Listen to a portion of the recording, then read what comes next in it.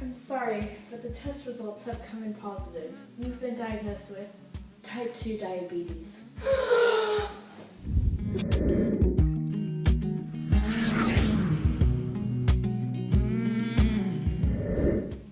Hi, I'm Andrea. And I'm Marissa, Were you just diagnosed with type 2 diabetes? because we're here to help you adjust to your new lifestyle. But first, let's learn about the biology relating to your disease.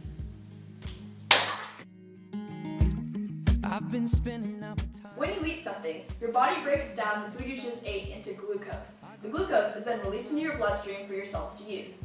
Your body senses that there's too much glucose in your blood, so the pancreas releases insulin into the blood. Then, your insulin connects to insulin receptors on the outside of your cell. This signals glucose channels to come up to the surface as well. Then, the glucose can enter the cell and be used as energy. This is called a positive feedback loop. That's what it's called when everything goes the way it's supposed to. That's how the process is supposed to work. But since you have type 2 diabetes, that's not how your body works. Your pancreas produces insulin just fine, but because of toxins in your bloodstream, it can't connect to the cell receptors, which in turn means that your cells cannot acquire the glucose and your body cannot use it for energy. Because you have type 2, that means that you don't live as healthy of a lifestyle as you should. Maybe you don't exercise often or eat balanced meals. Then what do I do? Well, In my bloodstream. basically, a diabetic's diet needs to be monitored so that the proper amounts of insulin and glucose circulate in the body.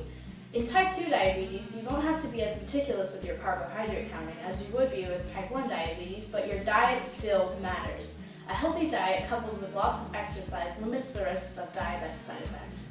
A few food groups that are beneficial to diabetics include complex carbohydrates, which are a longer lasting source of energy, and fiber, which limits your risks of getting a heart attack and also makes you feel more full. You should also avoid trans fats and salty foods because both are unhealthy for people, especially diabetics. A suggested meal plan for a person with type 2 diabetes would include food from all the food groups, fewer calories, healthy particles, and a somewhat consistent carb count between meals and snacks. But I thought that with diabetes, you had to prick your finger every day to get your blood glucose level. Not always! That's not always true. If you're diagnosed with type 1 diabetes, then it would be necessary for you to prick your finger in order to find out your blood glucose level. Since you have type 2 diabetes, it's your job to keep up a healthy lifestyle. As long as you exercise and eat healthy meals, then you're on the right track. So how can I stay in shape? Well, that's up to you. Being a type 2 diabetic means that you have to have a healthy lifestyle and exercise, but it doesn't mean that you need to run 5 miles a day and only eat vegetables. Getting into a sport, going on walks, or going to the gym on occasion would be good ways to get exercise. Since staying fit regulates your blood sugar, and this was the problem in the first place with your disease, staying fit is vital. Here are some people who work towards the health of diabetics. The more you know. A nutritionist or dietitian is directly involved in helping a diabetic with their health. They assess their patient's health and advise them on how to achieve a healthier lifestyle. This is important because people with type 2 diabetes need to know how to change their habits in order to meet the needs of their disease. Certified diabetic educators are people with experience and knowledge in the field of diabetes management and prevention. They coach and teach people with diabetes how to live with their disease. Kind of like what we're doing here, except they have degrees and we are freshmen. Psychologists help their patients with mental health.